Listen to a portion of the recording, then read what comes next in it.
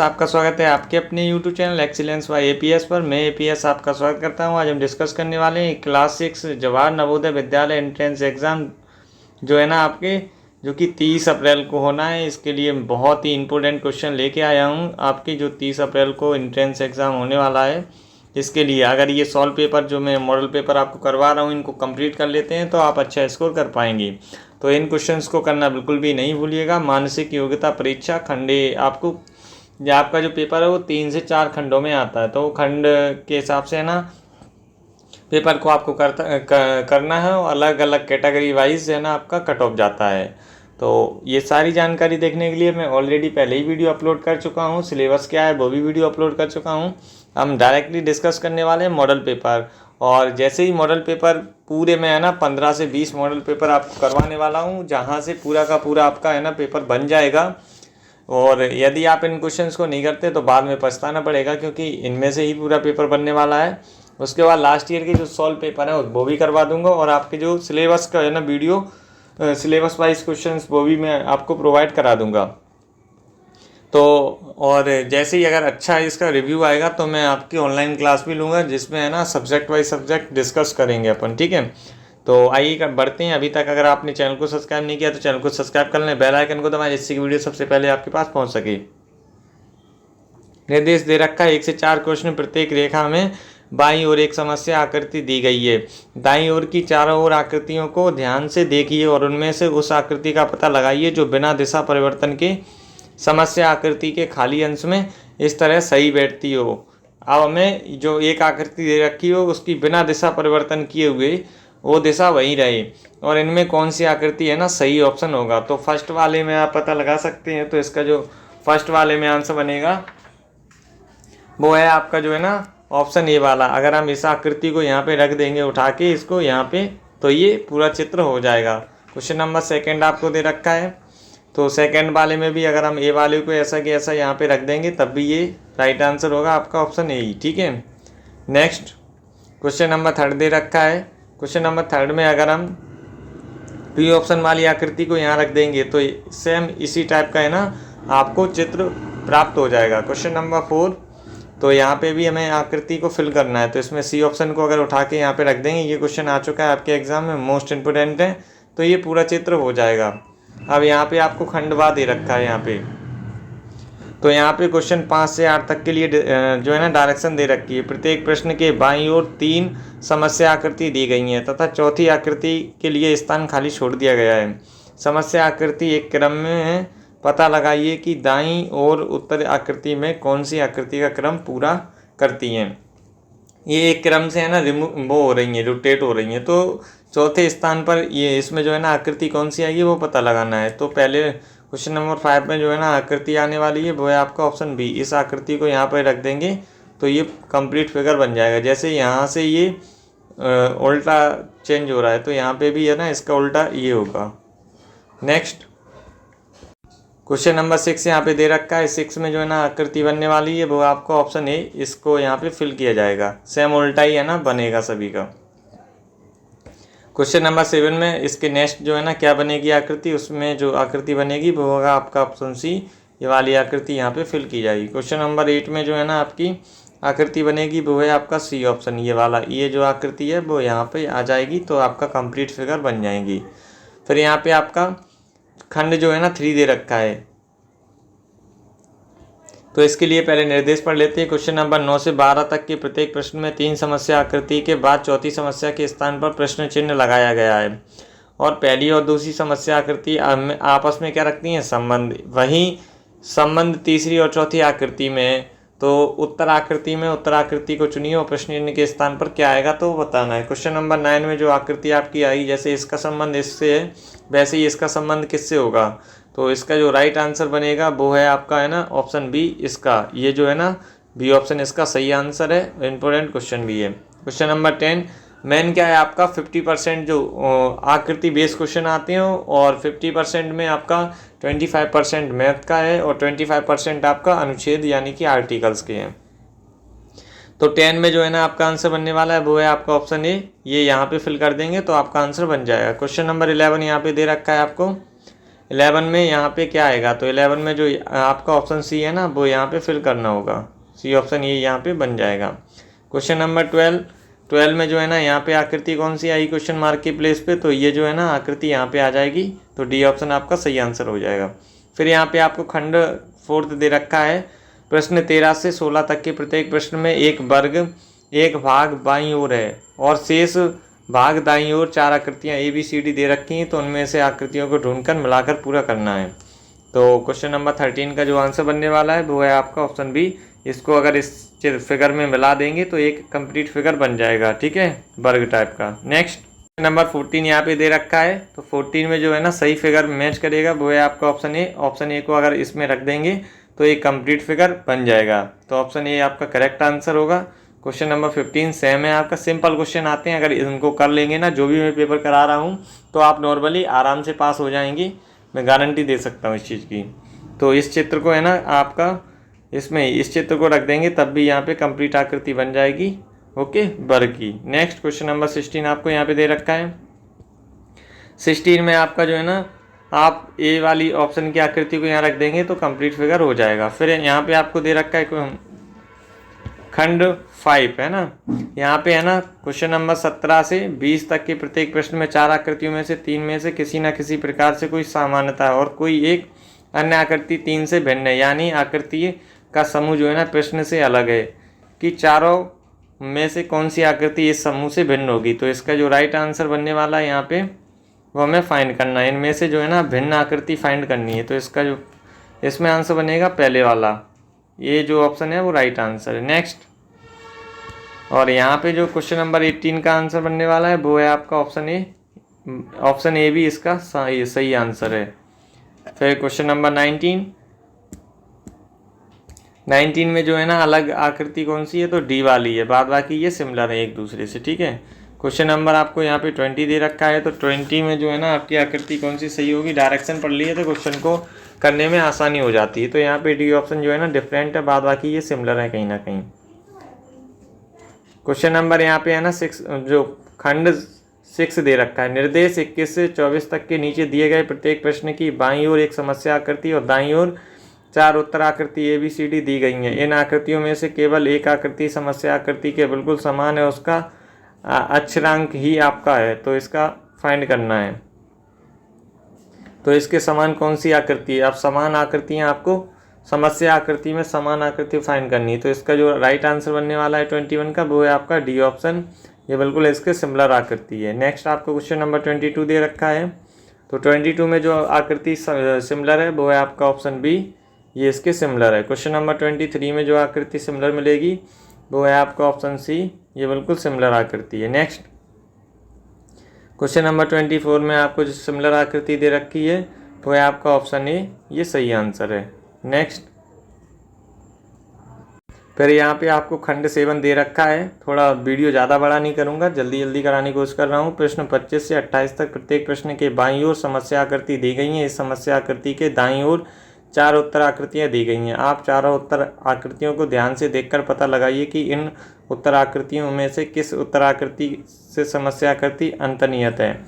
इसके नीचे दिए गए उत्तर अक्षांश को मैच करना है। तो क्वेश्चन नंबर 25 का आपका आंसर जो बनेगा वो है आपका ऑप्शन ए। इसमें जो है ना ये आकृति बन जाएगी, इसमें छुपी हुई है ये आकृति, ये पता लगाना है इस जो चित्र है ये चित्र किस में छुपा हुआ है, ये वाला। तो 26 का जो है ना आपका ऑप्शन डी, इसमें ये चित्र छुपा हुआ है। नेक्स्ट क्वेश्चन नंबर 27 आपको यहाँ पे दे रखा है, 27 में कौन सी आकृति छुपी हुई है, बी ऑप्शन जो है ना इसका राइट आंसर है। क्वेश्चन नंबर 28 आपका जो दे रखा है इसमें ए आकृति जो है ना छुपी हुई है। फिर यहाँ पे खंड 8 आपको दे रखा है, 8 में निर्देश दे रखे हैं, उसको पढ़ लेते हैं पहले। 29 से 32 प्रत्येक प्रश्न बाईं ओर समस्या आकृति दी गई है, समस्या आकृति के दाईं ओर 4 उत्तर आकृतियाँ दी गई हैं। आपको यह ज्ञात करना है कि समस्या आकृति के सारे अवयवों से मिलकर कौन सी आकृति बनी है। इसके नीचे दिया गया अक्षरांश ही आपका उत्तर होगा। समस्या आकृति को है ना फाइंड करना है इसमें। 29 का जो आंसर होगा वो है आपका बी ऑप्शन, यहाँ पे राइट आंसर होगा, ठीक है। इन चित्रों से खंड चित्र देकर रखे, इनसे कौन सी आकृति बन जाएगी वो बताना है। फिर 30 का जो है ना आपका ऑप्शन सी होगा, इसका राइट आंसर। क्वेश्चन नंबर 31 आपको दे रखा है, 31 का जो आंसर होगा वो है आपका ऑप्शन ए, इसका सही आंसर है। नेक्स्ट क्वेश्चन नंबर 32 दे रखा है, 32 में जो आंसर बनेगा आपका ऑप्शन बी यहाँ पे दे रखा है, सही आंसर है। नेक्स्ट फिर यहाँ पे आपको खंड 9 दे रखा है, 33 से 36 तक के प्रत्येक प्रश्न के बाईं ओर एक समस्या आकृति दी गई है। इस समस्या आकृति के दाईं ओर 4 उत्तर आकृति दी गई हैं। आपको इस उत्तर आकृति को ज्ञात करना है और जिसमें समस्या आकृति दी गई बिंदु में रेखा के अनुदेश मोड़ने पर डिजाइन किस प्रकार दिखेगा, इसके नीचे दिया गया अक्षरांश ही आपका उत्तर होगा। तो आपको बताना है किस ओर जो है ना इसका अक्षरांश दिखेगा। क्वेश्चन नंबर 33 दे रखा है, तो इसका जो राइट आंसर है आपका ऑप्शन बी, इसका सही आंसर होगा। क्वेश्चन नंबर 34 में आपका आंसर जो है ना डी ऑप्शन सही होगा। समझते जाएंगे इसे बस, ठीक है, इसको समझने वाला है ये। क्वेश्चन नंबर 35 में जो है आपका वो है आपका ऑप्शन सी, इसका सही आंसर होगा। क्वेश्चन नंबर 36 में जो है ना ऑप्शन ए आपका सही आंसर होगा यहाँ पे। फिर क्वेश्चन नंबर आपको यहाँ पे खंड जो है ना 10 दे रखा है, 37 से जो है ना 40 प्रत्येक प्रश्न में बाईं ओर एक समस्या आकृति दी गई है। समस्या आकृति के दाईं ओर 4 उत्तर आकृतियां दी गई हैं। इन उत्तर आकृतियों को ध्यान से देखकर पता लगाइए कि कौन सी उत्तर आकृति समस्या आकृति का प्रतिबिंब दर्पण है। इसके नीचे दिए गए उत्तर अक्षांशों का है ना चयन करना है। अब दर्पण के आगे, दर्पण के मैंने बताया था आपको, तो इसका अच्छे से कर लोगे, इसका अपोजिट चॉइस करना है। तो 37 का जो आंसर बनेगा वो है आपका है ना ऑप्शन बी, यहाँ पे बन जाएगा। क्वेश्चन नंबर 38, तो 38 में जो है ना इसका आंसर सही बनेगा वो है आपका ऑप्शन सी, ये वाला इसका आंसर सही होगा। नेक्स्ट क्वेश्चन नंबर 39 आपका दे रखा है यहाँ पे, 39 का भी जो ऑप्शन सी है ना इसका राइट आंसर होगा। क्वेश्चन नंबर 40 आपका यहाँ पे दे रखा है, 40 का जो आंसर होगा वो सी ऑप्शन होगा। इस तरह से ये क्वेश्चन हो रखे हैं, ठीक है। नेक्स्ट यहाँ से आपका मैथ का सेक्शन स्टार्ट हो जाता है। मैथ के क्वेश्चंस में यहाँ पे सॉल्व नहीं कराऊंगा, सॉल्व क्वेश्चंस जो है ना लास्ट में आपको वीडियो में बता दूंगा, क्योंकि यहाँ पे बहुत लंबा वीडियो हो जाएगा और स्क्रीन पे करा पाना थोड़ा संभव नहीं होता। ऑनलाइन क्लास लूँगा तो पूरे का पूरे टॉपिक में आपको करा दूंगा। तो यहाँ पे दे रखा है क्वेश्चन नंबर 41 से 60 तक के निर्देश दे रखे हैं। नीचे दिए गए प्रश्न एक A B C D option आपको 4 वैकल्पिक उत्तर दे रखे हैं, तो उनमें से सही उत्तर को आपको चयन करना है। इन क्वेश्चंस को आप प्रिपेयर कर लेते हैं तो आप जो है ना Jawahar Navodaya Vidyalaya class 6 entrance exam आसानी से निकाल सकते हैं। आप अपने दोस्तों को ये वीडियो ज़रूर भेजिएगा, जिससे वो बच्चे भी इसको है ना अच्छे से निकाल सकें अपने एग्ज़ाम को और क्वेश्चंस को प्रिपेयर कर सकें। क्वेश्चन नंबर 41 दे रखा है, 3.02 बराबर होते हैं, तो इसके जो बराबर होते हैं ऑप्शन ए इसका सही आंसर है। 3 1/50 जो है ना ये ऑप्शन इसका सही आंसर, इंपॉर्टेंट क्वेश्चन भी है। नेक्स्ट क्वेश्चन नंबर 42 दे रखा है, 4 1/3 इंटू में 5 1/2 इंटू में 7 1/4 किसके बराबर है। तो इसके जो राइट आंसर है ऑप्शन बी, 4147 अपॉन में 24 जो है ना इसका सही आंसर है। नेक्स्ट क्वेश्चन नंबर 43 यहाँ पे दे रखा है आपको, 105 के गुणनखंडों की कुल संख्या है, तो इसका जो राइट आंसर है ऑप्शन ए 8 इसका सही आंसर है। क्वेश्चन नंबर 44, निकटतम 100 के सन्निकट करने पर संख्या 637 है, तो इसका राइट आंसर क्या होगा। इसका जो राइट आंसर है ऑप्शन सी 600 इसका सही आंसर है। नेक्स्ट क्वेश्चन नंबर 45 दे रखा है, 3000 का 12% वार्षिक साधारण ब्याज की दर से 4 वर्ष का मिश्रधन होगा, तो इसका जो राइट आंसर है ऑप्शन डी इसका सही आंसर है। 4440 इसका सही आंसर है। क्वेश्चन नंबर 46, 0.88 प्लस 0.088 प्लस 0.008 इस किसके बराबर होगा। तो इसके जो राइट आंसर है ऑप्शन डी बराबर, राइट आंसर 0.976 इसका सही आंसर है। इंपॉर्टेंट क्वेश्चन भी है। क्वेश्चन नंबर 47, 1 किलोग्राम का 37% क्या होगा। ये क्वेश्चन आपके एंट्रेंस एग्जाम में आ चुका है, इंपॉर्टेंट क्वेश्चन है। इसका बी ऑप्शन जो है ना सही आंसर होगा 370 ग्राम। क्वेश्चन नंबर 48, वह संख्या जिससे 10 12 32 से विभाजित करने पर प्रत्येक बार 3 शेष रहता है, निम्नलिखित में से कौन सी संख्या है।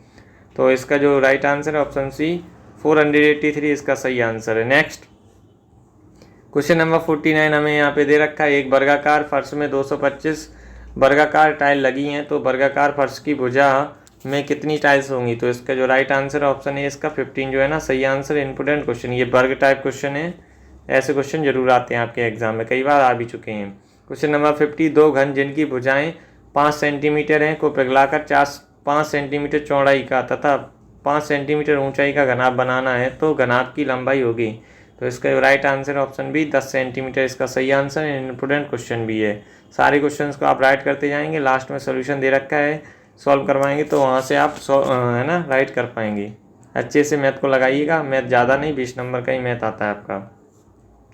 क्वेश्चन नंबर 51, दो संख्याओं के लघुत्तम समावर्तक तथा महत्तम समावर्तक 32 और 6 हैं, तो यदि एक संख्या 18 है तो उसकी दूसरी संख्या क्या होगी? तो इसका जो राइट आंसर है ऑप्शन सी 24 इसका सही आंसर है। इंपॉर्टेंट क्वेश्चन भी है। नेक्स्ट क्वेश्चन नंबर 52, एक रेलगाड़ी एक खड़े व्यक्ति को 30 सेकंड में पार करती है। यदि गाड़ी की लंबाई 120 सेंटीमीटर हो तो मीटर हो तो उसकी जो है ना चाल क्या होगी? तो इसका जो राइट आंसर है option C 14.4 kilometre per hour इसका सही आंसर है। क्वेश्चन नंबर 53 जो है ना इसका, मनु सुबह 6:20 पर स्कूल के लिए रवाना होता है तथा दोपहर 2:45 पर घर वापस आता है, तो मनु के द्वारा घर से बाहर कितना समय जो है ना कितना खर्च किया गया? तो इसके लिए राइट आंसर है 5 घंटे 25 मिनट इसका सही आंसर है। इंपॉर्टेंट क्वेश्चन भी है। नेक्स्ट क्वेश्चन नंबर 54 दे रखा है यहाँ पे, 3.25 को भिन्न के रूप में बदलने पर होगा, तो इसका जो राइट आंसर है ऑप्शन ए 13.4% इसका सही आंसर। इंपॉर्टेंट क्वेश्चन है। क्वेश्चन नंबर यहाँ पे 55 दे रखा है आपको, 5 मजदूरों की एक दिन की मजदूरी 235 है, तब 60 मजदूरों की 2 दिन की मजदूरी क्या होगी? तो इसका जो राइट आंसर ऑप्शन ए 650 जो है ना इसका सही आंसर। इंपॉर्टेंट क्वेश्चन है इस बार के लिए। क्वेश्चन नंबर 56, 7.9 और 3.7 के योग को निम्नलिखित रूपों में परिकलित किया जा सकता है, तो इसका जो राइट आंसर बनेगा वो है आपका ऑप्शन ए 7² प्लस का 3² अपॉन में 7 × 9। ये भी इंपॉर्टेंट क्वेश्चन है। नेक्स्ट क्वेश्चन नंबर 57 यहाँ पे दे रखा है, 5 के प्रथम 5 गुर्जों का जो है ना औसत क्या होता है? तो इसका जो राइट आंसर ऑप्शन सी 15 जो इसका सही आंसर है। क्वेश्चन नंबर 58, गुणनफल 126 इंटू में 23 इंटू में 283, यहाँ पे जो स्टार बना है इसकी वैल्यू फाइंड करनी है। इकाई का स्थान 6 है तो एक स्टार के स्थान पर क्या आएगा? तो इसके स्थान पर जो आने वाला नंबर है वो है आपका 2। बी ऑप्शन इसका सही आंसर है। नेक्स्ट क्वेश्चन नंबर 59, 4,444.0.044 अपॉन में 2.2 को सरल करने का है ना सही क्या आएगा? तो इसका जो राइट आंसर आएगा 2020.02 इसका सही आंसर होगा, C option. Next question number 60 आपको यहाँ पे दे रखा है, 20 पेन रुपये 120 के खरीदे गए हैं और 20% के लाभ पर बेच दिए गए। एक पेन का विक्रय मूल्य होगा, तो इसका जो राइट आंसर ऑप्शन है 7.20 जो है ना इसका सही आंसर। इंपोर्टेंट क्वेश्चन भी है इस बार के लिए। नेक्स्ट क्वेश्चंस को इंपोर्टेंट बता रहा हूँ, उनको जरूर करते जाइए। अब यहाँ पे भाषा हिंदी जो है ना आपका स्टार्ट हो गया है। इंग्लिश मीडियम के लिए आपके आर्टिकल्स आते हैं अलग से, वो इंग्लिश में होते हैं, हिंदी के लिए हिंदी में आते हैं, बाद बाकी जो है ना आपका सिमिलर रहता है। तो नीचे दिए गए गद्यांश को आपको पढ़ना है और इसके आंसर को खोजना है। तो मैं पढ़ देता हूँ, 4 से 5 गद्यांश आपके आते हैं यहाँ से। जंगल के आधे रास्ते में एक गाँव था, उस गाँव के मुखिया के पास तोता था। मुखिया को अपना तोता बड़ा प्यारा था, वह तोते की सारी बात समझता था। उसे विश्वास था कि उसका तोता सदा सच बोलता है। चारों आदमी उस गांव में पहुंच गए। जब वे मुखिया के घर के पास से गुजर रहे थे तो तोता बोलने लगा, यात्रियों के पास रत्न है और यात्रियों के पास रत्न है। मुखिया ने सब कुछ सुना, उसने भी वे रत्न हथियार लेने का निश्चय किया। तो यहाँ पे क्वेश्चन नंबर 61 दे रखा है, तो इसके आंसर है ना खोजेंगे। गाँव कहाँ था? तो गाँव कहाँ पे था? तो इसका राइट आंसर जंगल के बीच रास्ते में जो है ना गाँव था। क्वेश्चन नंबर 62, मुखिया को तोता क्यों प्यारा था? तो इसका जो राइट आंसर है वह सदा सच्ची बात करता था। ये ऑप्शन इसका सही आंसर है। नेक्स्ट आपको इसके अकॉर्डिंग ये आंसर देने हैं, अपने मन से नहीं देना है, इस बात को ध्यान रखना। क्वेश्चन नंबर 63, तोते ने कहा यात्रियों के पास रत्न है जब वे चारों आदमी, तो इसका जो राइट आंसर है वो है गाँव में पहुँच गए थे। बी ऑप्शन इसका सही आंसर। क्वेश्चन नंबर 64, मुखिया ने सुना, मुखिया ने क्या सुना था? इसका जो राइट आंसर है ऑप्शन सी यात्रियों के पास रत्न है, इसका सही आंसर है।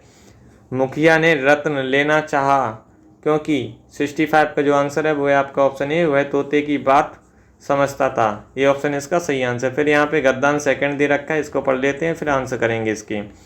माँ और बहन की मृत्यु के कुछ दिन बाद महेंद्र ने अपने कस्बे को छोड़ दिया और कोयटा में आकर उसने एक धनी महाराजन के यहाँ नौकरी कर ली और महाराजन की उस पर विशेष कृपा थी, जिसके कारण वह सुखपूर्वक जीवन व्यतीत करने लगा था। काम समाप्त हो जाने के बाद वह कभी कभी अपने मालिक के ऊंचे मकान की छत पर खड़ा होकर चारों ओर मकानों की लंबी कतारों की ओर देखा करता था। उसमें रहने वाले सुखी परिवार का चित्र उसकी आंखों के सामने खिंच जाता था और एकदम उदास हो जाता। उसे लगता जैसे इस संसार में वही अकेला है, उसका अपना कोई नहीं है। तो अब इसके क्वेश्चन कर लेते हैं। माँ और बहन की मृत्यु कुछ दिन के बाद नरेंद्र कस्बा छोड़कर कहाँ जो है ना चला गया। तो इसका जो राइट आंसर बनेगा वो है आपका सी ऑप्शन, कोयटा में नौकरी करने लगा था। क्वेश्चन नंबर 67, महेंद्र सुखपूर्वक रहने लगा क्योंकि। तो इसका जो राइट आंसर है वो है आपका ऑप्शन सी, उसका मालिक उस पर विशेष कृपा करता था। सी ऑप्शन इसका सही आंसर। क्वेश्चन नंबर 68 आपको यहाँ पे दे रखा है, काम समाप्त होने पर महेंद्र कभी कभी। तो इसका जो राइट आंसर है वो है आपका ऑप्शन बी, मकान की छत पर चढ़ जाता था। जैसे मैं बताता जा रहा हूँ उन क्वेश्चंस को करते जाइए, सारे प्रैक्टिस सेट और लास्ट ईयर के पेपर कर लेंगे, तब भी आप पेपर अच्छे से निकाल आएंगी, आपका सिलेक्शन हो जाएगा। ठीक है। क्वेश्चन नंबर 69, छत पर खड़ा होकर महेंद्र क्या देखा करता था। तो इसका जो राइट आंसर है ऑप्शन ए, मकानों की लंबी कतार है। ये ऑप्शन जो है ना इसका सही आंसर है।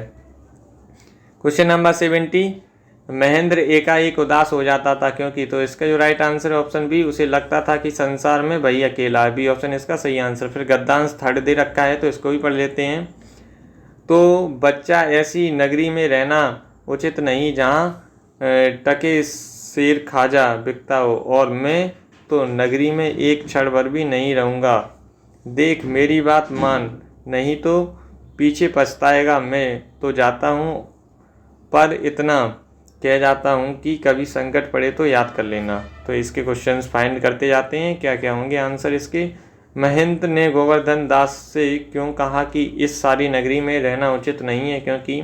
तो इसका जो राइट आंसर है वो है आपका ऑप्शन सी, यहाँ टके शेर खाजा बिकता है। सी ऑप्शन इसका सही आंसर है। क्वेश्चन नंबर यहाँ पे 72 दे रखा है, महंत ने नगरी छोड़ने का निश्चय क्यों किया था। तो इसका जो राइट आंसर है वो है आपका ऑप्शन बी, वहाँ टके शेर खाजा बिकता था। बी ऑप्शन इसका सही आंसर। क्वेश्चन नंबर 73 यहाँ दे रखा है, महंत ने क्या कहकर सावधान किया। तो इसका जो राइट आंसर है वो है आपका ऑप्शन ए, मेरी बात ना मानने पर पछताना पड़ेगा। ये ऑप्शन इसका सही आंसर है। नेक्स्ट क्वेश्चन नंबर 74, चलते समय महंत ने गोवर्धन दास से क्या कहा था। तो इसका जो राइट आंसर बनेगा वो है आपका ऑप्शन बी, संकट पड़े तो मुझे याद कर लेना। बी ऑप्शन इसका सही आंसर है।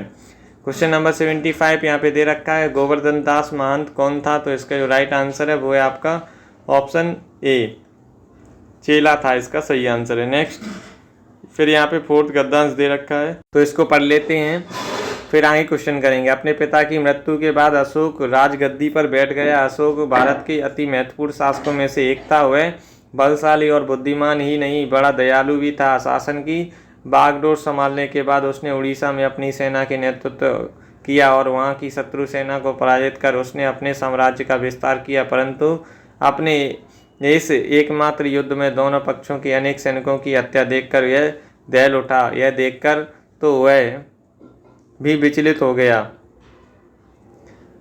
गया और कि ऐसे निर्दोष लोग मारे जा रहे हैं जो सेना में नहीं थे। वे सिर्फ इसीलिए भी मारे काटे जा रहे थे कि सेना के रास्ते पड़ रहे थे। अशोक पटना लौट आया और उसने निश्चय किया कि वह अब कोई युद्ध नहीं लड़ेगा।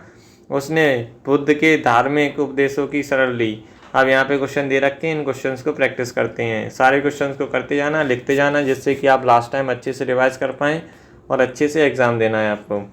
क्वेश्चन नंबर 76, सम्राट अशोक की एक शक्तिशाली राजा था और हम यह कह सकते हैं क्योंकि। इसका जो राइट आंसर है वो है आपका है ना, वह अधिक से अधिक युद्ध लड़कर अपने साम्राज्य का विस्तार करना चाहता था। ये ऑप्शन इसका सही आंसर है। नेक्स्ट क्वेश्चन नंबर 77 यहाँ पे दे रखा है आपको, अपनी पहली विजय के बाद उसने युद्ध न लड़ने का निर्णय क्यों लिया। तो इसका जो राइट आंसर है वो है आपका ऑप्शन डी, बहुत सारे भोले भोले लोग है ना मारा जाना, वहीं वो मारे जा रहे थे इसलिए। क्वेश्चन नंबर 78, अनुच्छेद में आय हत्याकांड शब्द का आशय क्या है। तो इसका जो आशय है वो है आपका ऑप्शन बी, अनेक लोगों और पशुओं को मारा जाना। बी ऑप्शन इसका सही आंसर। इंपोर्टेंट क्वेश्चन भी है। नेक्स्ट क्वेश्चन नंबर 79 यहाँ दे रखा है, सम्राट अशोक ने अंत में क्या निर्णय ले लिया? तो इसका जो राइट आंसर है बुद्ध के अनुयायी बन जाएगा, ये उसने निर्णय लिया था। तो आपने अगर पैराग्राफ ध्यान से पढ़ा होगा तो आप वैसे ही आंसर है ना टिक कर पाएंगे। क्वेश्चन नंबर 80, निम्नलिखित में से किस वाक्य में निर्दोष शब्द उसी अर्थ में प्रयुक्त हुआ है जिस अर्थ में अनुच्छेद में प्रयुक्त हुआ है? तो इसका जो राइट आंसर है सी, भीड़भाड़ वाली जगहों पर बम विस्फोट से रोजाना हजारों निर्दोष लोग मारे जा रहे हैं, इसका सही आंसर है। फिर यहाँ पे आपको आंसर शीट दे रखी है, तो आंसर शीट को आपको नोट करना हो तो नोट कर सकते हैं, और जो भी आपको करना हो जैसे भी समझना हो समझ सकते हैं, ठीक है।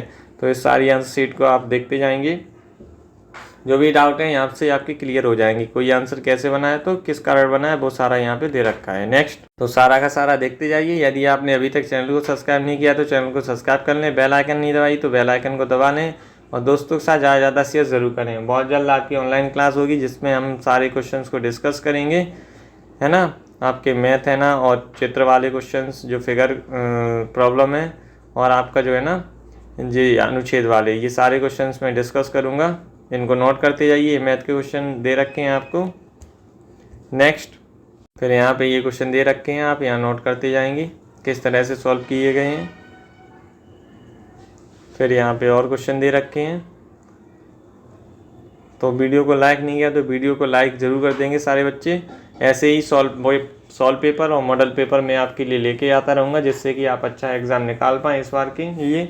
अभी के लिए जय हिंद फ्रेंड्स, जय Hind students, thank you for watching. फिर मिलते हैं ऐसी इंटरेस्टिंग वीडियो के साथ, अभी के लिए जय हिंद।